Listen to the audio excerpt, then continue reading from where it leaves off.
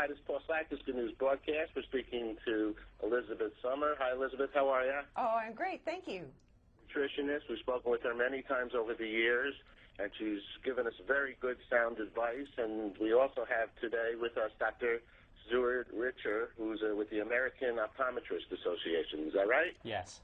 Okay. What do you do with the American Optometrist Association? Well, I'm a member of the American Optometric Association, but my full-time position is with the Department of Veterans Affairs Medical Center in North Chicago, Illinois. And there I examine patients, and I do research. I maintain a research lab, and we've published 3 clinical trials in the last 15 years. Okay. Well, thanks for doing that.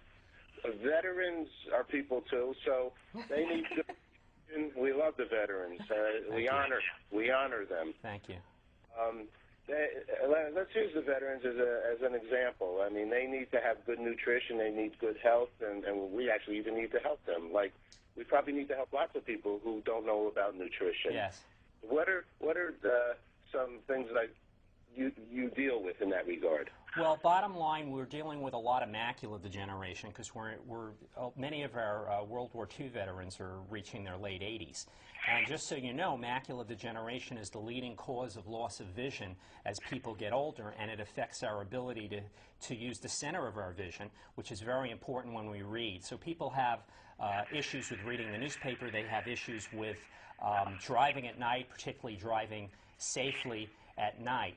So we spend a lot of time talking to our patients about the results of our research. Now, nutrition is only one factor, but it's an increasingly important factor in how people see and an important factor in maintaining health, their eye health, as they age. And bottom line is that we recommend to our veterans that they increase dark green leafy vegetable consumption, which you know about, and also omega-3 fatty acids. And those two tend to work very well together. I think Elizabeth can tell you more about the foods. Okay, Elizabeth. Yes, there's several things you want to focus on to protect your eyes today and prevent vision loss and blindness down the road. The first thing is include at least 4 servings a week of those dark greens like spinach, kale, chard, because they're rich in a compound called lutein that's been found to help protect the eyes and prevent vision loss down the road. Americans are only averaging 1 to 2 milligrams of lutein a day. We need to up that to 5 to 10 milligrams a day. So 4 servings a week. Then you also want vitamin C rich foods like oranges, grapefruit, strawberries. 2 servings of those a day will help protect your eyes.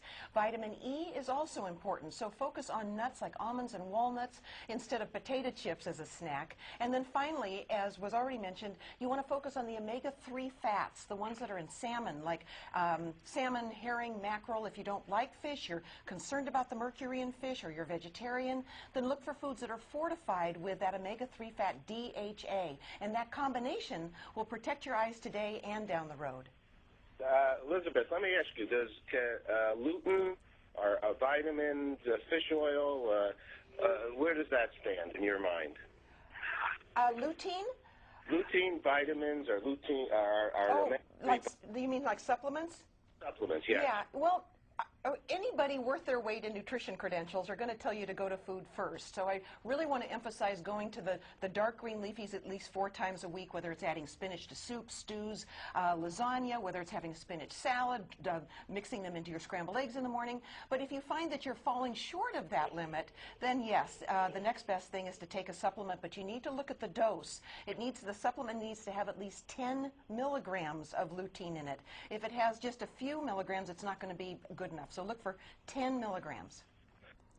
Let me ask you, with the difference between glasses and between contact lenses, is there a difference? And in the way you see, sure there's a difference. I mean, with contact lenses, you're getting more light into the eyes. You can see your field of vision is going to be larger. Also, contact lenses can provide more natural vision, similar to your own eyes, and it's particularly useful for people who have differences in their prescription between the right and the left eyes. And there's lots of choices for consumers today in terms of contact lenses and specialty designs, including bifocal contact lenses, etc. Sure.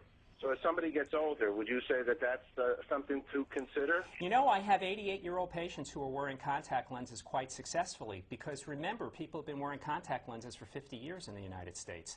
So some of these people really started off early with contact lenses, and I do follow their vision and the health of their eyes while wearing contact lenses into their late 80s. Sure.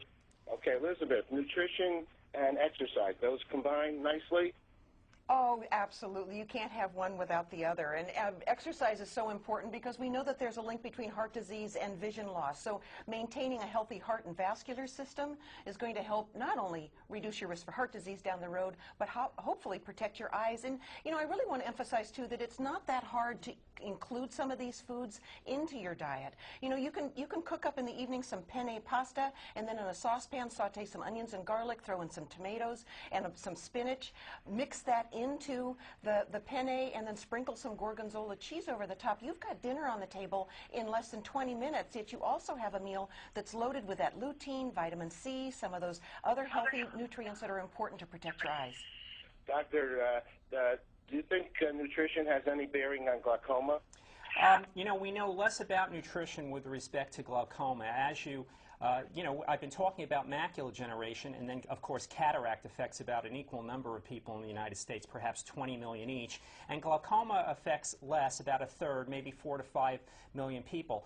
We know that if we maintain a healthy body, we're going to maintain healthy blood vessels, and nutrition is definitely a component of that. So blood vessel health will support the health of the optic nerve, and in glaucoma, one is dealing with a disorder or dysfunction of the optic nerve. So nutrients definitely have their place, and I do use nutritional counseling with my glaucoma patients to make sure that they're getting lots of dark green leafy vegetables. There's lutein actually in the anterior part of the retina near the optic nerve, and making sure they're getting omega-3 fatty acids. These omega-3 fatty acids have wonderful effects on cardiovascular health. They lower triglyceride levels, they lower cholesterol, they increase HDL levels, they even lower your heartbeat rate, they prevent cardiac dysrhythmia or extra heartbeats. They're going to improve skin quality, insulin resistance if you're diabetic.